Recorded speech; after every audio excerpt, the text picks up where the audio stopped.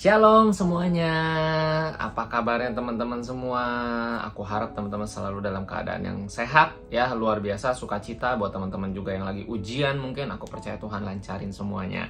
Oke, long time no see ya, perkenalin aku Kak Deskin buat teman-teman yang belum kenal. Puji Tuhan minggu ini aku dikasih kesempatan boleh sharing nih dengan teman-teman di GoTNT Online Sharing. Nah, buat teman-teman jangan lupa terus ikutin GoTNT Online Sharing di YouTube channelnya Gereja Oikos Bogor setiap hari Jumat jam 13.30.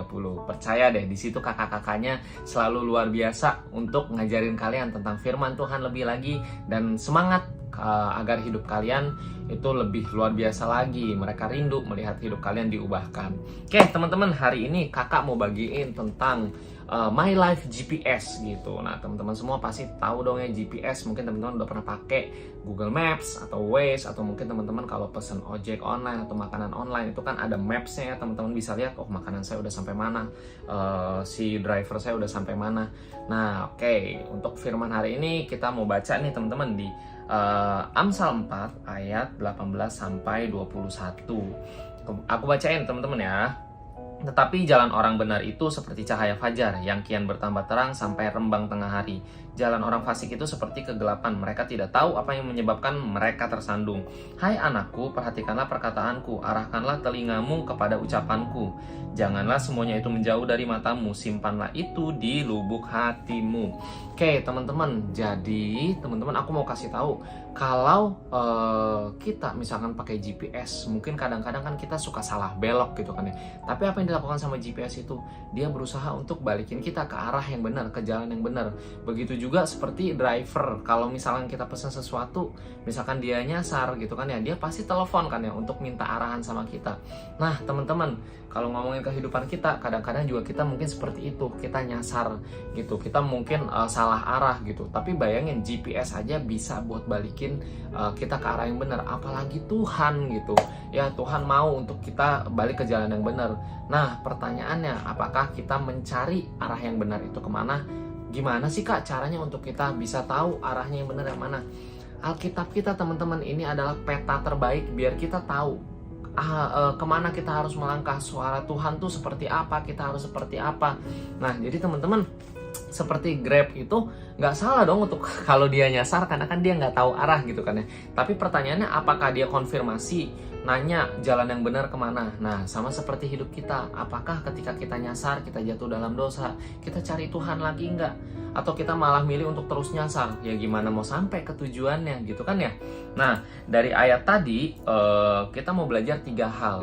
Yang pertama tentang firman Tuhan. Firman Tuhan itu akan mengubah pikiran kita. Ya tadi di ayat 19 dikatakan jalan orang fasik itu seperti kegelapan, mereka tidak tahu apa yang menyebabkan mereka tersandung. Jadi kalau kita nyasar, ya pasti kita udah salah arah, dalam kegelapan kita tersandung. Tapi itu nggak masalah teman-teman.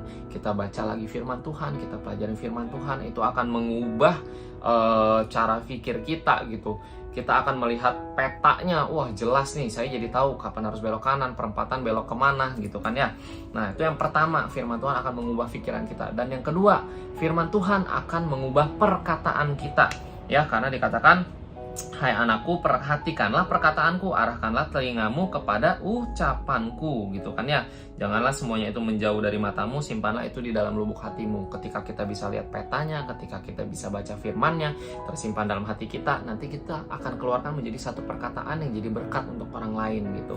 Ya, jadi teman-teman, setelah mempengaruhi pikiran kita, akan mempengaruhi perkataan kita, dan akhirnya gitu, firman Tuhan itu akan membuat kita punya tujuan yang jelas di dalam Tuhan gitu. Jadi kalau teman-teman mungkin hidupnya bingung, Kak, saya ini hidupnya mau kemana, mau jadi apa?